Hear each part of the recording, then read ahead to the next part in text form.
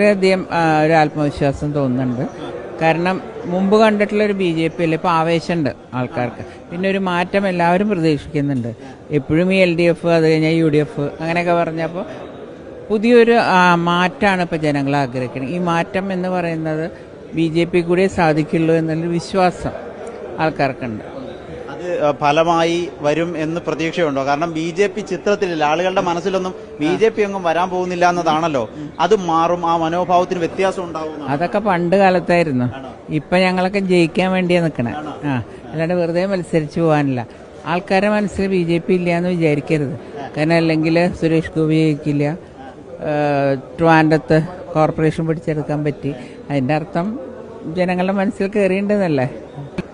ഞാൻ അതിനെപ്പറ്റി അന്വേഷിച്ചിട്ടില്ല. ഞാൻ ഒരിക്കലും പാർട്ടി പറഞ്ഞാൽ മത്സരിക്കുന്നല്ലാണ്ട് ഞാനായിട്ട് പോയിട്ട് ഒരിക്കലും ഇടിച്ച് ചോദിച്ചിട്ടില്ല. എനിക്ക് 140 മണ്ഡലവും അറിയാം. കുട്ടിക്കാലം തൊട്ട് ഞാൻ വളർന്നിട്ടുള്ള ഇതല്ലേ. പക്ഷെ പാർട്ടി എന്താ പറയണത്, ഇതെല്ലാം മാധ്യമങ്ങൾ ഉണ്ടാക്കുന്നതാണ്.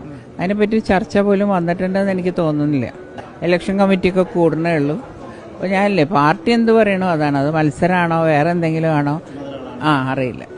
തീർച്ചയായിട്ടും തൃശ്ശൂരുകാർക്ക് എന്നെ ഇപ്പോൾ ഭയങ്കര അവരിന്ന് പാർട്ടി വ്യത്യാസമില്ലാണ്ട് എന്നെ വിളിക്കാറുണ്ട്. ചേച്ചി പ്രാവശ്യം വന്ന് നിൽക്കണം, ഞങ്ങൾക്ക് തെറ്റുപറ്റിപ്പോയി എന്ന് പറഞ്ഞിട്ട്. പക്ഷെ ഞാൻ പറഞ്ഞു, ഞാനല്ലല്ലോ തീരുമാനിക്കേണ്ടത്, പാർട്ടിയല്ലേ, പാർട്ടി എന്താ വെച്ചാൽ പറയട്ടെ.